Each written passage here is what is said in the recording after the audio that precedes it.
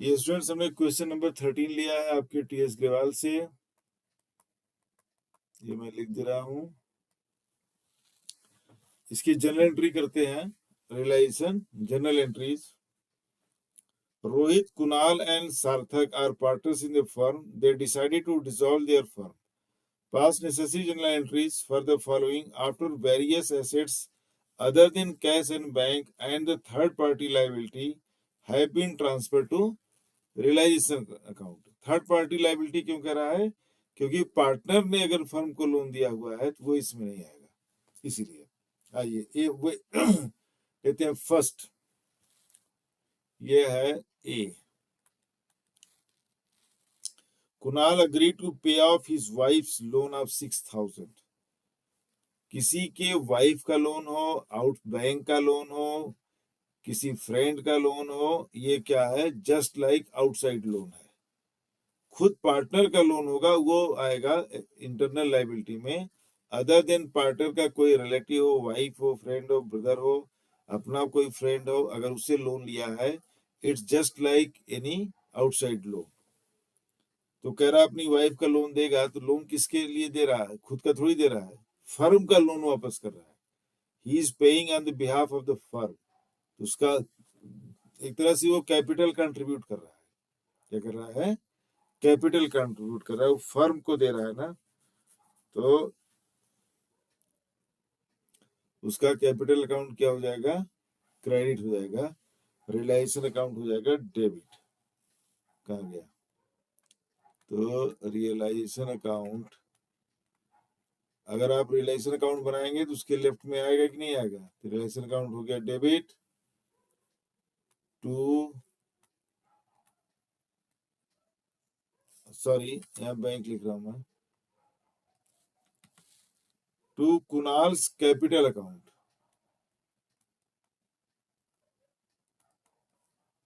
Kunal's capital account ये है 6,000। Narration आप लिखना चाहें तो लिख दीजिएगा, being the loan of Kunal's wife paid by Kunal, बस, या being the payment of loan by Kunal, his wives loan by Kunal, बस। बी आते हैं। Total creditor of the firm were 40,000। Total creditor of the firm were 40,000। creditors worth 10,000 were given a piece of furniture costing 8,000 in full and final settlement. Remaining creditors allowed a discount of 10%। 40,000 के creditors हैं, उसमें एक 10,000 का एक creditor जिसने 10,000 का माल दिया हुआ उधार में, उसको एक फर्नीचर दे दिया गया 8,000 का और वो मामला सेटल हो गया।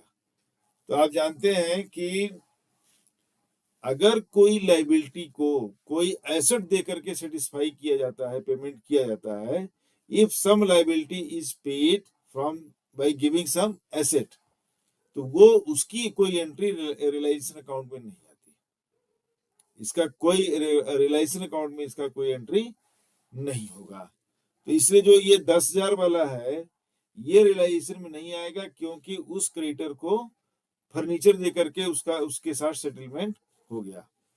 अब जो बचा हुआ क्रेडिटर है वो है 30,000 का। तो 30,000 को सेटलमेंट किया गया 10% के डिस्काउंट पर, उन्होंने एक्सेप्ट कर लिया। तो 30,000 का 10% करोगे 3,000 आएगा, 3,000 को माइनस करेंगे आप तो 27,000, 27,000 की पेमेंट हो जाएगी। तो बी आ जाएगा, देखिए रियलाइजेशन अकाउंट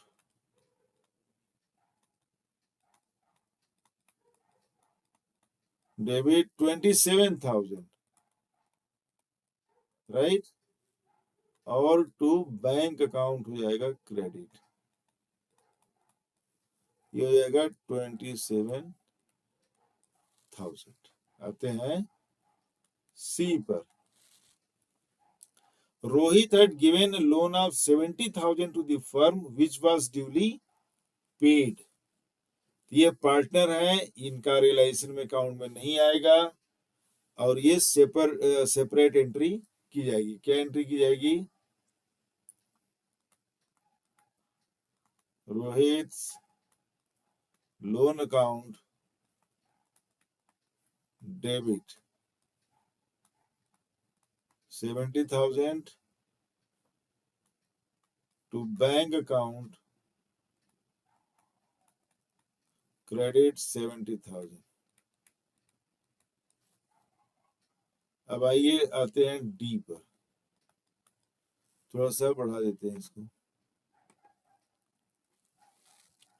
डी करा, a machine which was not recorded in the books was taken over by Kunal at 3,000, whereas its expected value was 5,000।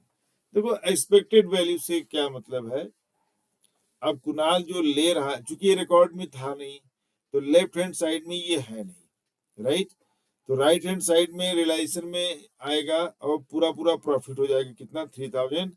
ये कह रहे हैं कि एक्सपेक्टेड वैल्यू है 5,000, तो उससे कोई मतलब नहीं है, वो 3,000 में ले रहा है, 3,000 की एंट्री होगी, राइट। तो Kunal capital account debit, realisation account credit. देखिए इसमें गलतफहमी नहीं होनी चाहिए कि मशीनरी को क्रेडिट कर देंगे, नो, रियलाइजेशन अकाउंट क्रेडिट।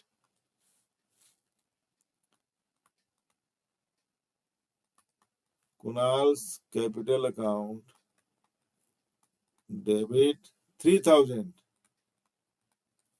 और 2 हो जाएगा realisation account, realisation account credit 3,000। ये हो गया आपका डी। 2 और बचे हैं, नेक्स्ट पेज पर आते हैं।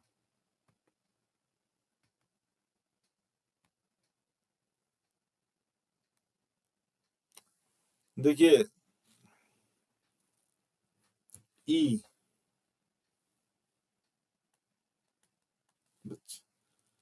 the firm had a debit balance of 15,000 in the profit and loss account on the date of dissolution।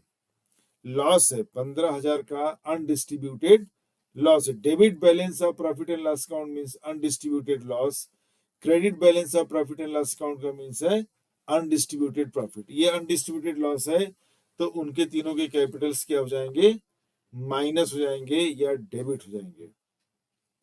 तो रोहित, कुणाल एंड सार्थक और पार्टनर्स हैं, तो इनका कहीं भी प्रॉफिट शेयरिंग रेशियो नहीं दिया गया है, प्रॉफिट शेयरिंग नहीं दिया है।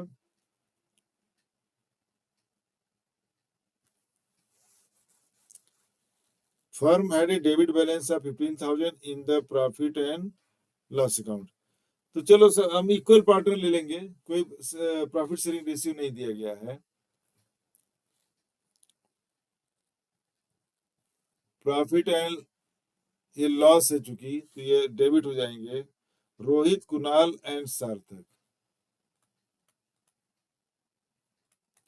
Rohit capital account debit, Kunal capital account debit, Sarthak capital account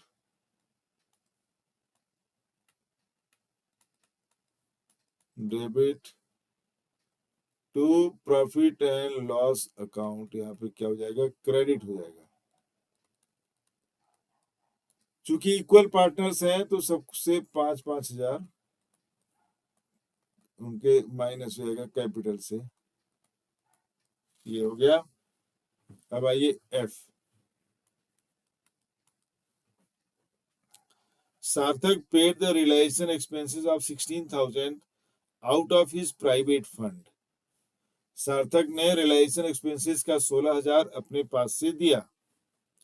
Who was to get a remuneration of 15,000 for completing dissolution process and was responsible to bear all realization expenses।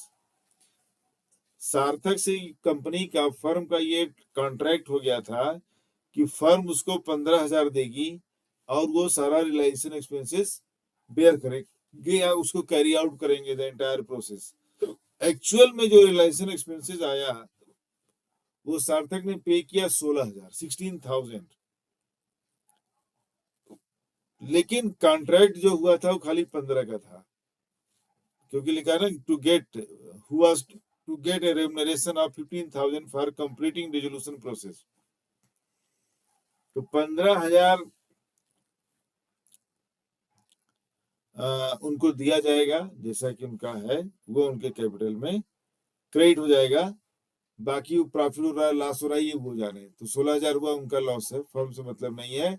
Firm का जो contract है firm वही देगी, और cash payment भी वो कर रहे हैं, तो फर्म से नहीं जा रहा है पैसा। तो यहाँ पे आ जाएगा, देखिए रियलाइजेशन अकाउंट,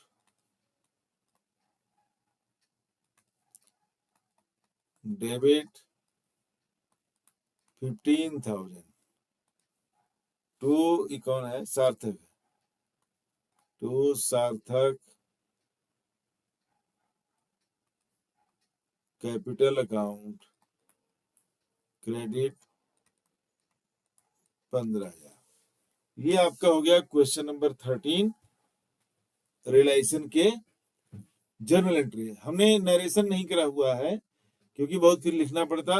अब इसे रियलाइजेशन अकाउंट डेबिट टू सार्थक, इसमें आप लिख सकते हैं being the 15,000 paid to Sarthak for carrying out the realisation process, या distribution of being the distribution of profit and loss account to the capital accounts of the partners. इस तरह से आप कर सकते हैं। तो मिलते हैं नेक्स्ट क्वेश्चन में। 1 2 4 क्वेश्चन मैं सोच रहा हूँ कि जर्नल एंट्री का डाल दूंगा।